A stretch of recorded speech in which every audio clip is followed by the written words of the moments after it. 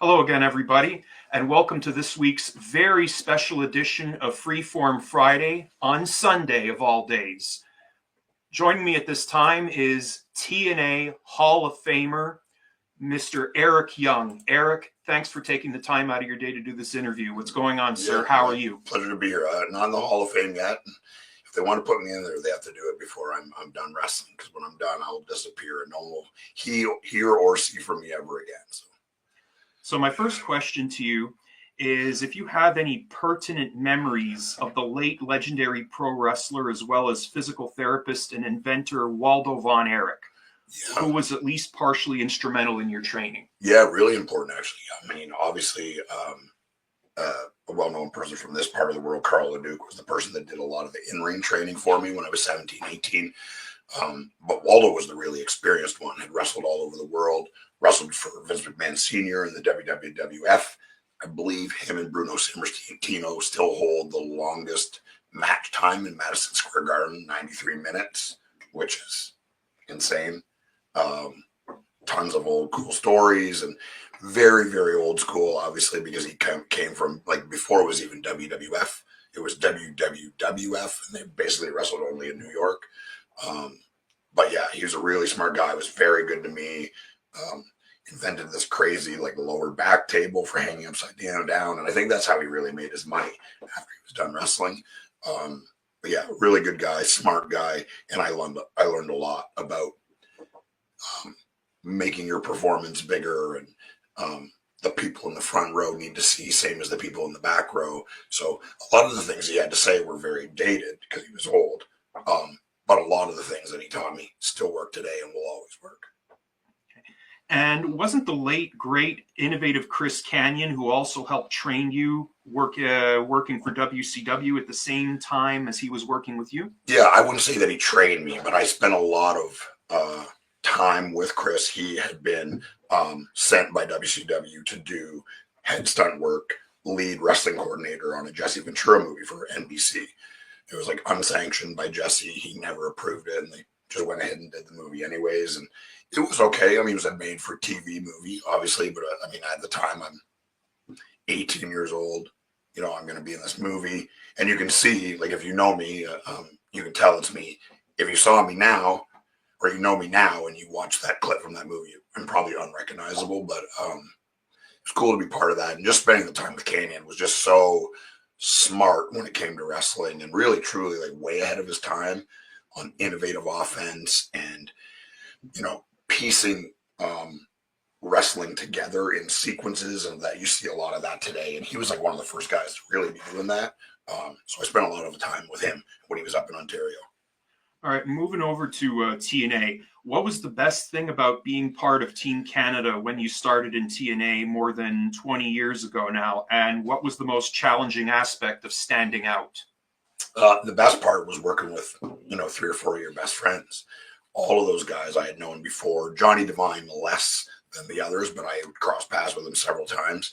And me and him both lived in Nashville at the time, so we spent a lot of time together.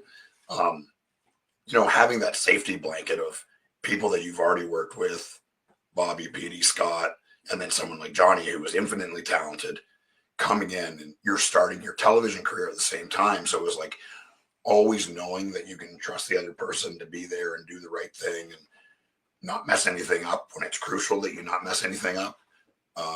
The most challenging thing was, just like you said, sticking out in a group like that, right? Like I was a late bloomer if you're looking at Team Canada. I was kind of the last one to really kind of break out into like a singles operator in that world. So Petey, obviously, the Canadian Destroyer, anyone had ever seen anything like that before. He invented it. He's the originator.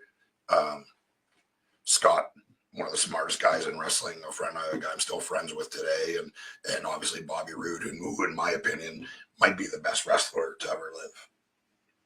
And what were your initial impressions of former TNA president Dixie Carter? Dixie was a very nice woman. Always treated me well. Was never mean or never really talked down to anybody.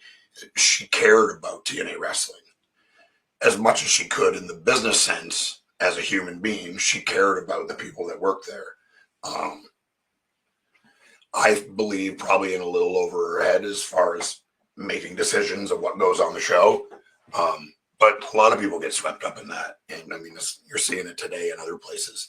People deciding things and they've never really been in the wrestling business. They don't really understand how it works. And that's not a slight on anybody that hasn't. It's just the reality is it takes time to fully understand what pro wrestling is and what it takes to do it. And the only way to do that is experience it. At this point, I've been wrestling on television for 20 years. I'm maybe a quarter less of the athlete I was 10 years ago, but I'm 10 times the pro wrestler because of my experience. So Dixie was kind. She obviously came in, was a big boost financially for the team and for the company at the time. Ended up landing the first Spike deal, which really catapulted TNA into kind of pop culture, right? It was pay-per-views, and if you were a wrestling fan, you knew what it was, but an average person, an average television viewer didn't know what it was until then. And back to TNA, did you see something immediately in the standout performer that is Bobby Roode, who was your stellar tag team partner back then? Yeah, and I mean, I said it earlier, and I think I've wrestled almost everybody at some point. I've crossed paths with anybody. It's a long list, and depending on the day you catch me, but I always say if I had a list of, you said you can pick, 5 people that you can, only those 5 people you're allowed to have matches with from now until the day you're dead, Bobby Roode would probably be my number one. And then I think most days he would be my number one. He's never out of position. His footwork is perfect. Selling is perfect. Mind for the business, understands it, when to put things where, when to back up, when to go forward. There's a lot to it that I could say it till I'm blue in the face, and if you haven't done it, you wouldn't fully understand it. But I would think that Bobby would be on a lot of people's lists. Mm-hmm. And any particular pride taken in when you and Bobby Roode would take down none other than Christopher Daniels and James Storm for the NWA World Tag Team titles on the Impact television show? Yeah, I mean, obviously, as a pro wrestler, I think if anyone tells you that they got into it not to win world titles or tag team titles, they're lying to you, or they got into it for the wrong reasons. When I first got into it, it had nothing to do with, I'm going to be on TV or I'm going to even make money, which is not a way to go about constructing a life plan. I got into it because it was all I could think about. It's the only thing that made me happy. It's all I wanted to do, all I wanted to talk about, the only thing I wanted to watch. For 15 years at least, I barely watched movies. I barely watched sports. I barely watched television. If I had time to do it, it was going to be wrestling of some kind. And winning that first, the fact that it was tied to NWA, which has a massive lineage in the pro wrestling world, still linked to NWA, and it's considered a world tag team title. We're defending. We're traveling all over the place. We're doing the bulk of the shows in Nashville and Orlando, but we're doing house shows.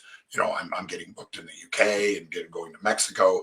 Like that was kind of the first time I felt like it was really a full-time job for me. And did you enjoy and or have any fond memories of your tag team with Petey Williams? Oh, sure. Yeah. Like I said, Team Canada was this amazing blessing where you sign on the same day. And for 2 years, all you do all day is hang around 3 or 4 of your best friends and just trying to getting the most reaction or being the best heels or whatever. We all attacked it that way. We were the new kids on the block, and how I understand it, Team Canada, our first contract was for 4 dates for the World X Cup. But we worked so well as a unit and got such a reaction as heels. I don't know what Canada ever did to the United States to make them so upset with us, but people hated us. They just hated us, and they ended up signing us all full time because that was not the plan. But the World X Cup went so well for us, and we had such good heat coming out of that tournament. Kind of didn't give them a choice, And Jeff and the people in charge said, "No, this is gonna be a full time thing here now." And then we all signed our same deals in the dark. Didn't read them, didn't look at them, just signed our names on them, put the dates on them, and went back to work. So it was a blessing, man. Still, all of them are very good friends of mine. And by late 2005, Do you think that TNA Wrestling provided a comparable alternative to the WWE product, which was entering the fourth year or third year, I should say, of its ruthless aggression era? Yeah, I don't think you're obviously doing the same things, but at that point, and really at no point was TNA ever in direct competition. And anyone that thought that we were was kidding themselves. They were the New York Yankees and we were the Mississippi Mudhens. The game is the same. The rules are the same. The playbooks are the same. Those are two completely different worlds. I mean, there's no one that has even been, and that's to this day. People can say whatever they want about any other promotion that's going right now. They're not in competition with the WWE. It's not close. You can look at the numbers, look at the revenue, look at, any digital data will tell you there's no one that's even sniffing it. And it's going to take a company 20, 30, 40 years to even be mentioned in the same breath. And that's just the reality of it. But I think the Netflix deal and the huge deal to Spike for WWE proves to the world, the business world, the television world, the real world, that wrestling is going nowhere. It's a juggernaut in the media space, and Netflix runs the world. And they're not paying the WWE or whatever it is $28 billion for the rights to air one of their television shows because they're stupid. And the numbers of the first week show that. Most viewed Raw ever. It's cool being part of this huge swell right now. We're a very small part of that, but the high tide raises all ships. And the better the WWE does, the better the wrestling world does. Jerry Lynn has developed quite an impressive behind-the-scenes reputation since his early days in Texas and the great feud with the future Sean X-Pac Waltman. Were you stoked to get the win over him in one of your World X Cup matches? Yeah, I don't think I've ever really worried about winning and losing, but sharing a ring with Jerry Lynn is an honor to begin with. On top of him being I think maybe one of the most, it's not disrespected, but people should talk about Jerry Lynn a lot more than they do. He kind of put this really fast-paced physical style, a lot of what you see, the prominent style of wrestling today. Jerry Lynn is one of the pioneers of that. He's the one that kind of popularized it. And I think it started with him and Sean Waltman, or Lightning Kid, or X-Pac, or whatever you want to call him. And on top of all that, Jerry's an amazing human being, and one of the best guys you'll ever meet.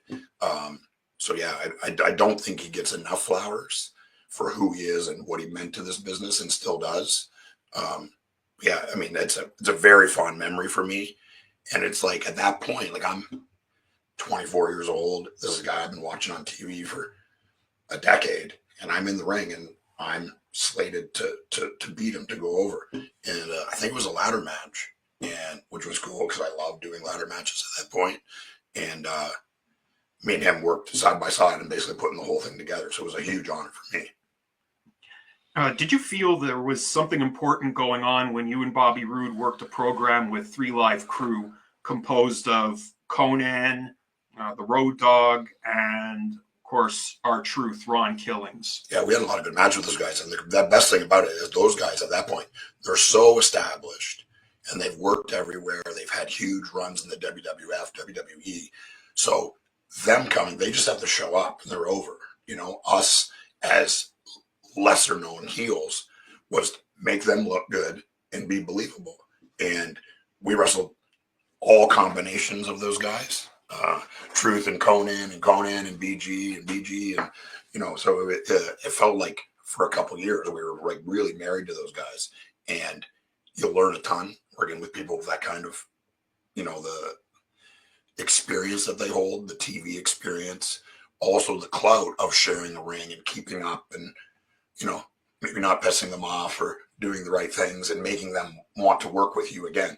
The truth is if we were bad at it, they would just go to Jeff and say, we don't want to work with them anymore. And that would have been the end of it. But we had a bunch of really good matches, for Conan. I think he was pretty near the end of that point in ring. But always treated us with respect, was a great guy to be around, still is a great guy to be around. And getting to work with him, and he started doing a thing where he'd throw his shoe, and It was wild. It was a lot of fun, and mostly because all three of them were really, really over as baby faces, and that makes your job as a bad guy, the bad Team Canada guys, very easy. What was the genesis of the phobic, anxious, paranoid character you began to embody when TNA was picked up by Spike TV? Yeah, I'm pretty sure the main idea of it came from Dutch Mantel. He did a version of that with Savio Vega in Puerto Rico, and there's lots of things that they did that we couldn't do because we were on national television. But I had been bugging them, like I've always felt my strong point, maybe my strongest point, was being a character, portraying that character, and making people believe that I am whatever that is that I'm trying to do.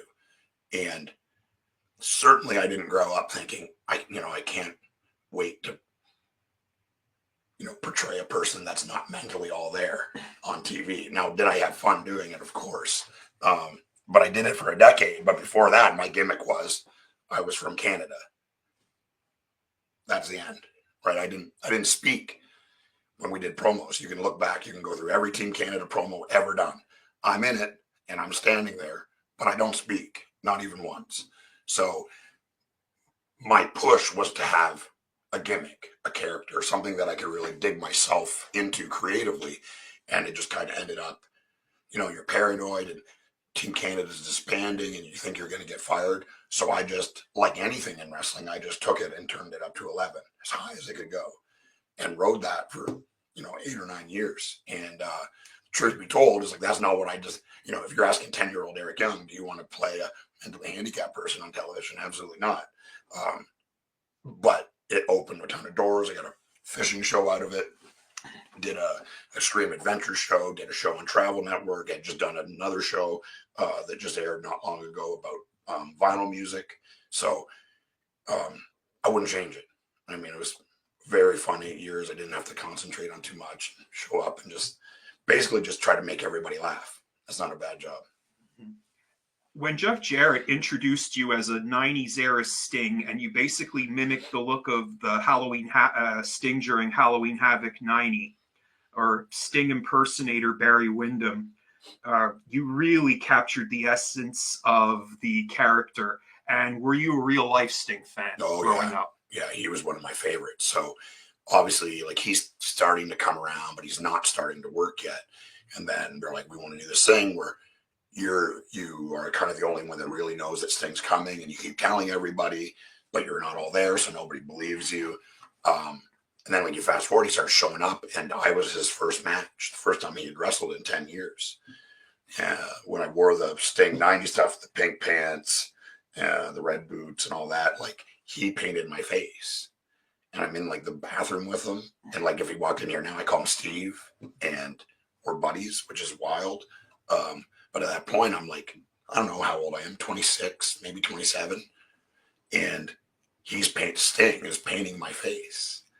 And like, I didn't almost cry, but I could have seen myself almost crying. I'm a pretty emotional person in that point. This is a person I've idolized for 25 years.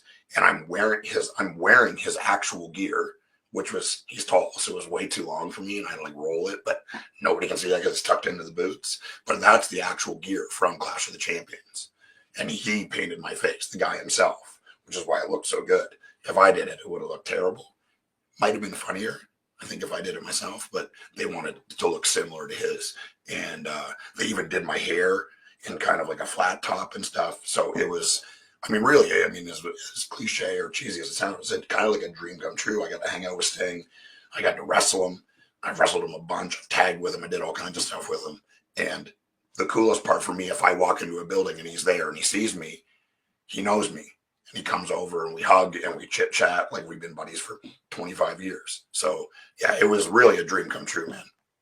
And what was it like working with the living legend Larry Zbyszko, who was also in TNA at that time? Yeah, was always good to me. Another guy I'm not so sure gets a fair shake of, who he was and what he meant to wrestling. Like, wrestled and beat Bruno Sammartino. That's a very short list, and that's, Bruno's not losing to him if he doesn't want to. That's a Bruno choice. Larry was a very good commentator, a very good character, a very good GM on the show. obviously he's, very at the end, not even really wrestling. They asked him to do this one thing, and he said, "Yeah, Eric's fine. Like, he won't hurt me or do anything." But I made him give me the spin kick. He didn't want to do it because he was older. I was like, "Nah, it'll be fine. It'll be fine." It took all day convincing him, but I did, and like we had a lot of fun. And that's like when I feel like TNA is really kind of rolling. 2010 is it? I don't know. No, it would have been before that. 2008 maybe is really starting to roll. And Spike, the numbers on Spike are doing really well, and we're getting guys like Christian, and I think we're getting pretty close to where Kurt's going to show up at some point and whatever. But that little part, being in Detroit, and then we are in a big arena. I can't even remember which one we were in, but getting to wrestle Larry Zbyszko over there. My family's from right across the river, so they got to come over to the pay-per-view. They don't know really who Larry Zbyszko is because none of them are wrestling fans. But I got to explain that to them, that I get to beat Larry Zbyszko, even though he's 65 or whatever at the time. Was still very cool to me. Did you find it more hilarious or potentially demanding to compete in a bikini contest with Tracy Brooks? I thought it was foolish, to be honest. I mean, you can look at pictures of her. I'm not. I mean, if it's real, I'm not winning ever. I'm not even voting for myself.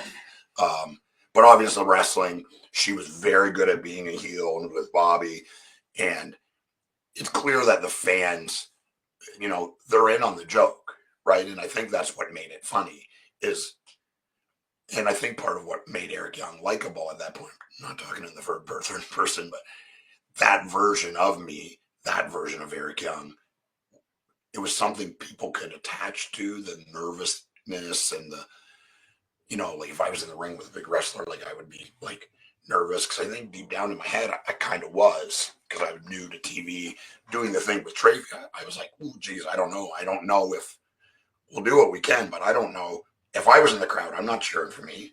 I'm wearing like a t-shirt. I'm gross comparatively. But she's still to this day, one of my very good friends and an absolute pro. She got pro wrestling like very few people do. And we had a lot of fun doing that whole angle. What are your memories of being tarred and feathered, as it was a traditional stipulation in Memphis wrestling circles to help settle a feud way back in the day? How did it feel to be in such a bout with Bobby Roode and, of course, lose the match? Yeah, I mean, anytime I got a chance to work Bobby, it was awesome. Didn't matter what it was. I don't remember much from the tar and feathering. I remember that we did it, and I remember that it was really uncomfortable because I get hot really easy and I sweat like a pig, and then it's basically I got covered with glue, and then they threw real down feathers all over me, and it was itchy and really uncomfortable. But losing that and building sympathy around, that's the key to an angle like that. Here's a guy that's taller than me. He's in better shape than me. He's got money. He's got the girl, and the people felt like I'm one of them, right? So the more sympathy you can put on a character like that, when I finally get my comeuppance, or even if I finally start to fight back, that's when people really lose it, right? And I think because they can identify with the anxiousness or the nervousness or feeling outclassed. That's a real human emotion that everyone's felt that at some point in their life, and they can relate to it. And I think that's, even though that version of Eric Young is so turned up and slapstick and over the top, it's still a real human emotion. And anytime anything can be tied to real human emotion, that's when I think fans become really connected, because they can put themselves in that person's shoes. You got to battle the late Sean O'Haire on an episode of the old WWE show Velocity. Did you believe that O'Haire was on the verge of superstardom, or had the potential to be back then? Oh, for sure. I mean, just look at him, right? Like, I mean, he looked like a star. Was very good to me. He was a very big person, very, very rough. But that's their job, right? Like at that point, as I sit here today, I'm probably 235. At that point, I might have been 205, and he was probably 265. He's 6'3". Like, he's built like a god, and I was just some local guy there to make him look good. And I think I did that. And I think I got really close. Me and Bobby both were doing a lot of dark matches at the time. We got really close to getting hired. But that was neither of our journey at the time. And we went to TNA and did other stuff. But yeah, O'Haire was, he was great to me. He was a very nice guy. treated me very well, and I really thought he was going to be a megastar. But that's just stuff happens, life happens. Can't predict any of it. Did you enjoy rubbing elbows with the Outsiders, Kevin Nash and Scott Hall, as part of the band faction in TNA? Yeah, I mean, changed my life. These are Kevin Nash, Sean Woolman, and Scott Hall were three of my favorite wrestlers ever. And the cool part about it for me is that it was a gimmick on TV, but it was also real. I'm not in that group if those guys don't like me. I'm not in that group if those guys, even if they like me, if I'm not good enough to hold up my end. And my end at that point is to be doing all the heavy lifting. Most of them are older at the tail end of their career at that time. So I'm going to have to do all the work. And I wanted to do all the work. So that's more of a Kevin thing, going to them. I knew obviously Scott and Sean, but Kevin going to him and say, this is the guy we want. I can remember Kevin saying, we're going to talk to Eric right now, and we're going to say we're doing the band, but Eric's got to be the guy in it. And it was short-lived. Obviously, it didn't, wasn't a long thing, but I say it jokingly, but it's cool. I mean, I was technically in the NWO for 6 or 8 weeks, right? Like I was doing this when it was only those guys doing it. Other people and other companies weren't doing it. Only people that were in that group of people were allowed, and I was one of them. So, only 6 weeks, though. Did you have much behind-the-scenes rapport with Jim Cornette as he became the on-screen representative of TNA? I always got along with Jim. Yeah, I think I always got along with Jim, and he's got his thing, and he says his stuff about everybody. And the truth is, I think a lot of things that Jim says I really agree with. But I would also say wrestling evolved into a thing that it is now. It's not right or wrong. It's like anything, it evolved, and you can't put the toothpaste back in the tube. And as badly as Jim wants it to be like it was, it's just not going back to that. And, but yeah, I felt like we always got along very well. Obviously a guy that's done everything, like maybe, if not the best, the top 3 managers of all time, and, understood wrestling, loves wrestling. It's his life, and it's been his life for well over 50 years, I would guess. So yeah, I always got with Jim. I don't know what he thinks about me, and it doesn't matter what he thinks. I got along with him. I respect who he is and what he's done, and a lot of the crazy stuff that he says nowadays, I agree with a lot of it, to be honest. Mm-hmm. And you're one of the noted proponents of the multivaried talents of Jeremy Borash. Besides being an early online facilitator to WCW, can you tell us how deep and extensive Borash's talents are? Yeah, I would say, I think Jeff Jarrett would say this too. If Jeremy Borash wasn't there, TNA wouldn't exist. He was editing the shows. He was interviewing. He was doing all of it himself, self-taught. And another guy that loves wrestling like it's his life, and so happy for his success. Obviously, he lived in Nashville when I'm still there. Now he lives down in Florida, but one of my best friends, and there's probably, other than Bobby, no person I've spent more time with than Jeremy Borash, on the road and at buildings and after, and sitting in our room and drinking beers, watching 1988 Survivor Series for whatever reason. So yeah, great guy and ultra talented. And one last question before we wrap things up. Where did the faction name Violent by Design come from? And did it have something to do with ECW phenoms like Public Enemy? No, it had nothing to do with ECW. We threw around a bunch of names. I couldn't tell you the other ones at this point, but we wanted there to be an acronym that was something that was easy to say. And the idea of it was we wanted to be kind of crazy. We wanted to be violent, but we always wanted to seem like it was premeditated, which to me is a worse. Violence and rage is, everyone can understand that. Preconceived, that's like, and you think about killing someone and you kill someone, the penalty is worse, right? If you're in a rage and you kill somebody, you go to manslaughter, which is terrible too. But I wanted us going to jail for murder, right? I wanted to plan our violence. So the Violent by Design was like, kind of like, it's the mission statement, of the group. And to be honest, I think those few years of Violent by Design are the favorite of mine in wrestling in my whole career. All right, on that note, we're going to wrap things up. Eric, I want to thank you so much for your time. And I want to thank each and every one of you for watching. As always, you can check out Freeform Friday, which goes live via StreamYard and will be linked on my YouTube channel as well as my Facebook page. And if you like what you see, be sure to like and subscribe. And if you have any questions that maybe I didn't get a chance to answer, send them in the comments. Thank you all for tuning in, and we'll see you next time.